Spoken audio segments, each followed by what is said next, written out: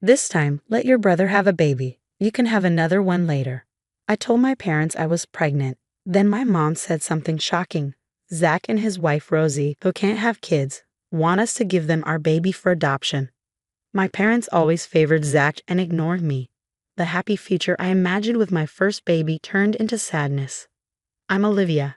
I've been married to Walt for 3 years. We're happy and thinking about having a baby soon. But I haven't been close to my family because of issues with my parents and brother Zach. In our family house, my parents, Zach, and his wife Rosie all live together. Zach has been praised since he was little, excelling in school and landing a job at a big company, which he'll probably take over from Dad. Our parents have always adored him. I, on the other hand, didn't stand out academically and wasn't as good-looking, so I never felt that close to our parents. I often felt left out and lonely because Zach got so much attention. Mom especially favored him, always by his side and hardly ever paying attention to me. When she did talk to me, it was usually criticism. Zach followed Mom's lead and didn't treat me well either, so we never really got along. I felt like I didn't belong at home and became more and more isolated. Because of that, right after finishing high school, I moved out. My parents didn't seem bothered when I told them I was leaving. If anything, they seemed happy about it. After leaving, I found a job, and 3 years later, I married Walt, who was in the same class as me. I wanted to start my own family and find peace away from my parents' influence. I only go back home for Thanksgiving and Christmas. I don't really want to, but my parents insist. They care a lot about appearances, and it wouldn't look good if their daughter never visited. So I put up with it and visit twice a year. I reluctantly went back this Thanksgiving, but my mother was as distant as ever. "You and your husband are still not that impressive," she said, dampening the festive atmosphere. She started being sarcastic right away. She only called us back to say such things. If she's going to be like this, she shouldn't even bother calling, I thought, trying to ignore her sarcasm. But she kept going. "We're worried about you. You two live so modestly. We always think you'll come asking for money. My family is pretty wealthy, but since I left, I've never asked for financial help. Walt and I manage fine on our own earnings. We even send them proper birthday gifts." "We would never do that," I quickly replied to her unfounded accusation. Then she said, "But you two are still earning modestly, right?" and turned to look at Walt next to me. "Walt, you're still at that detective agency, right? How long do you plan to stick with that questionable job? Aren't you embarrassed?" Indeed, Walt works as a detective, something she always mocks. She sees detective work as sketchy and inferior to regular jobs. As Walt tried to explain his job to her, Zach jumped in. "Mom, there's no point in even listening to that. Detective work is shady, something nobody respectable does. It's a job for people beneath us. The pay must be peanuts compared to mine," showing off his superiority. Zach shared her disdain for detective work, a sentiment we've heard since we got married. Walt stayed quiet, but I felt upset that his job was being dismissed outright. Walt has always been my support, understanding what my family is like since our college days. That's why he always joins me when we visit my parents, not wanting to leave me alone, even though he knows it won't be pleasant. I still feel guilty about it.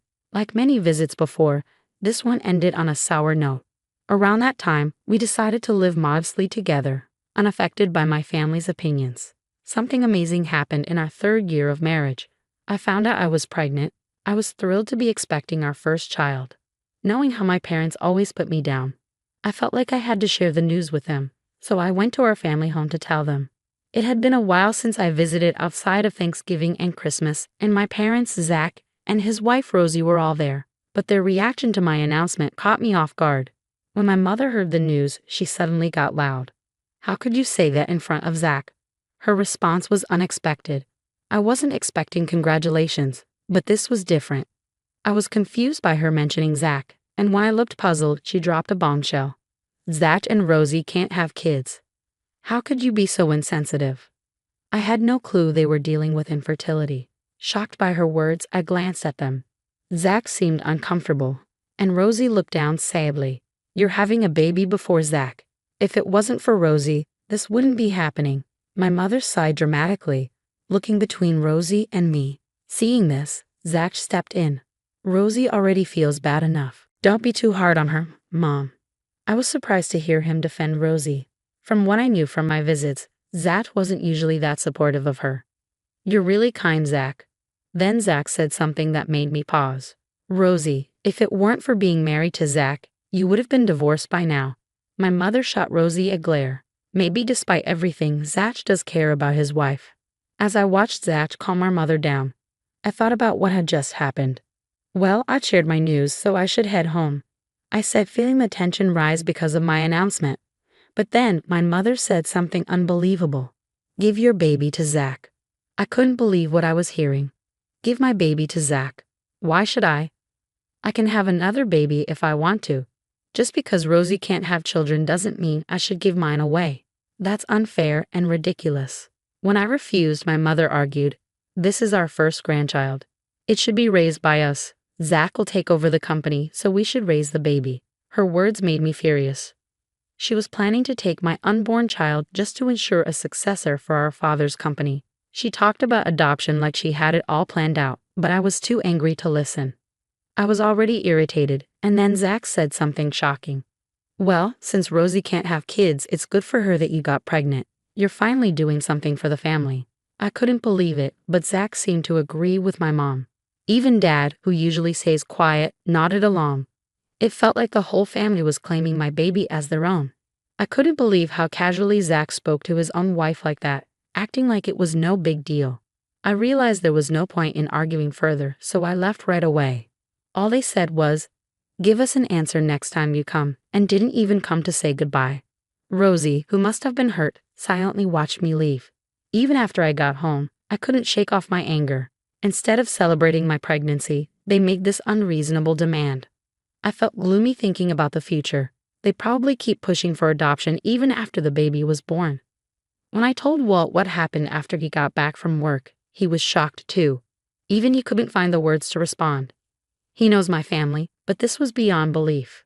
A few days later, we were surprised by an unexpected visitor at home. "What brings you here all of a sudden?" "It's rare to see you alone," I said to Rosie. She looked tired, with dull skin and messy hair. Tears filled her eyes as she looked at us. "Olivia, I'm really sorry about what happened the other day," she said, referring to when I announced my pregnancy. It wasn't her fault, but she seemed burdened by the unreasonable demands my family had made. Then she said she had something important to discuss. "What is it?" I asked, inviting her in to talk. What she told me was shocking, and my anger flared up again. Trying to stay calm, she shared a significant truth with me. Walt had been quietly listening to our conversation and then chimed in with something equally astonishing and infuriating. Rosie's tears started again as she listened to Walt. With this new information from both of them, I made a decision. I vowed to myself to hold my parents and Zach accountable, to settle past grievances and seek justice. 3 months later, with my belly starting to show, Walt and I visited my family home. My parents, Zach and Rosie, were there. Without even a greeting, my mother asked, "You've decided to give the baby to Zach, right?" It seemed like she couldn't think of anything else. As I said before, that's not happening. I replied, but my parents glared at me as if they couldn't accept it. "No matter what you say, we're taking that baby. Stop being stubborn," my mother said, clearly angered by my refusal. Zach and my father just watched, not intervening. "No matter how much you insist, I'll never give the baby away. But I came here today to show you something." "Is that okay, Rosie?" I asked, looking at Rosie, who nodded silently. Rosie intends to divorce Zach, and this is why. I pulled out some photos from an envelope I had brought. That was the reason for my visit today. Zach was speechless as he looked at the photos. They clearly showed him kissing another woman and entering a hotel. Undeniable proof of his infidelity. "Shocked to have been caught," he muttered. "Who took these photos?" Our parents, standing next to Zach, looked bewildered, their gaze shifting between him and me. They probably had no idea about his affair. "It was Walt who took these," I said. Walt, who had been silently observing, explained how he had come across the photos. As a detective, he had seen Zach with another woman while working on a case. Out of curiosity, he investigated further and found out about Zach's affair. The decisive moment was captured in those photos, as Zach thought he had cleverly hidden his affair. He was stunned and speechless. "Adultery is grounds for divorce. You need to compensate Rosie properly," I said, breaking the tense silence. But Zach, instead of apologizing, blamed Rosie for his actions. "Yeah, it's your fault, Rosie. You're so incompetent. I'm just having a little fun outside, he said, with our mother backing him up, trying to shift the blame away from Zach. Seeing Rosie treated like I once was made me feel terribly sorry for her. So I decided to confront my family to save both of us. I pushed them further by pointing out Zach's faults. Zach, you mocked Walt, but a professional detective's skills are extraordinary. Evidence kept piling up as soon as he started investigating. And we found out something shocking about your mistress, I said, watching my parents tense up, wondering what would come next. The woman you're seeing seems to be the daughter of a mafia boss, I revealed, watching Zach freeze in shock. He must not have known that. My mother screamed. What? Is that true? Upon hearing the revelation, she collapsed to the ground, covering her face, while my father looked terrified. Zach, you were pretending to be single, right? I asked, and Zach started to panic. No, I didn't know either. Our parents, who had been so authoritative just moments ago, were now completely bewildered by this unexpected revelation. Then Rosie spoke up amidst the confusion. You didn't just deceive your mistress, did you? Her words brought tension back into the room. She repeated what she had told me during her visit. You're infertile, aren't you? Zach's face betrayed a look of realization. Our parents stared at him in shock. They had blamed Rosie for their infertility issues, but the truth was it was Zach himself. Did you know, Rosie? That was all he could manage to say. Our stunned parents struggled to find their next words, visibly shaken by the revelation. Rosie delivered the final blow. I found out accidentally while cleaning the room. She had stumbled upon his infertility diagnosis hidden in his desk drawer. Unable to admit it to his loving parents, Zach had kept this fact a secret and blamed Rosie for their infertility. Believing his words, our parents had unfairly blamed Rosie. His protective comments about Rosie when I announced my pregnancy were probably driven by his guilt over the issue. Blamed for something she had no control over, Rosie suffered every day. As the conversation turned to the topic of taking my child, Rosie spoke with a calm, unchanged expression. Meanwhile, my parents, just learning the shocking truth, were in a panic.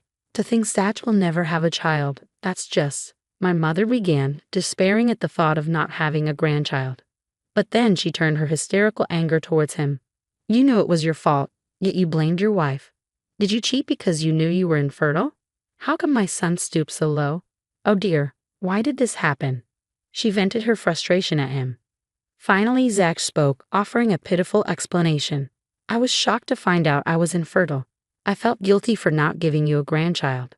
When I found out Olivia was pregnant with a boy, it just seemed convenient. His words filled me with contempt. Pushing aside my anger, I delivered the final blow to the three of them. Your selfish actions hurt Rosie and me.